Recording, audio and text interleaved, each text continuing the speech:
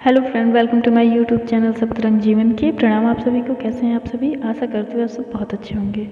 दोस्तों, आज का कथा प्रसंग है गोपाल जी का भोग।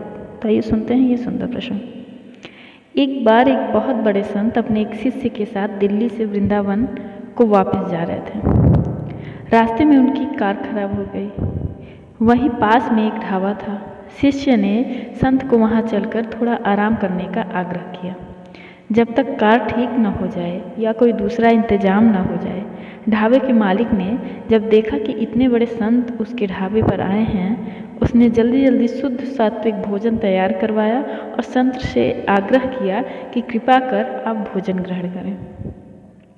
संत ने बड़े ही विनम्र भाव से कहा कि वो सिर्फ भोग लगा हुआ भोजन प्रसाद ही पाते हैं।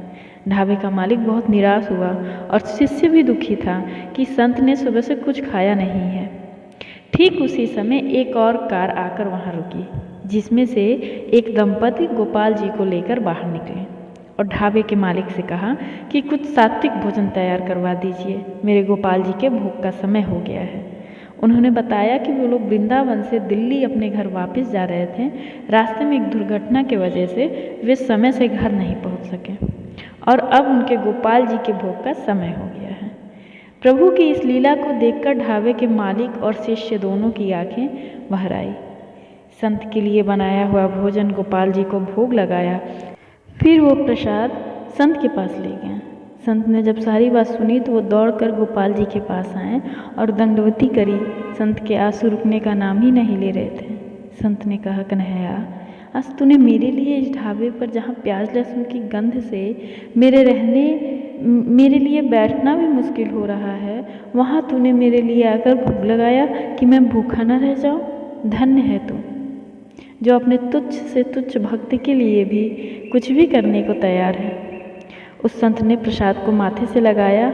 उसे आज वो प्रसाद अमृत से भी ज़्यादा मीठा लग रहा था। दूसरी तरफ ढाबे वाला सोच रहा था, धन्य है तू सांवरे, मैं तो घर पर तुझे सिर्फ कभी कभी कुछ मीठा ले जाकर भोग लगा देता हूँ, वो भी बीवी के कहने से, और तू मेरी संत की प्रसाद पवाने की इच्छा पूरी करने खुद ही चलकर आ गया। तेरी कृपा और करुणा का कोई पार नहीं है कान्हा। उसी ढाबे पर धर्म के कुछ ज्ञानी लोग भी बैठे थे, जो गोपाल जी की कृपा, उनके सुंदर रूप और उन दंपति के गोपाल जी के प्रेम को तो नहीं देख पा रहे थे, बल्कि उस दंपति के गोपाल जी को साथ लेकर घूमने की और ऐसी जगह बैठकर भोग लगाने की निंदा कर रहे थे, जहां बगल में सलाद की प्लेट में प्याज रखा हुआ था। नज़र भी हमारा, नज़रिया भी हमारा, हम देखते वही हैं जो हमारा मन देखना चाहता है। माखन की छोटी सी लोई के लिए गोपियों को नाच नाच रिझाता है। यह तो वो कान्हा है जो राम रूप में भिलनी के जूठे बैर भी स्वाद ले लेकर खाता है। तो दोस्तों, आशा करते हैं ये कथा प्रसंग आपको बहुत पसंद आया। अगर पसंद आया तो कमेंट सेक्शन में कमेंट करके जरूर बताएं। Thank you for watching my video on my YouTube channel. Keep smiling. Please like share and subscribe my channel. मेरी और भी ऐसी वीडियोज़ के लिए बने रहिए मेरे चैनल सप्तरंग जीवन के साथ। Thank you.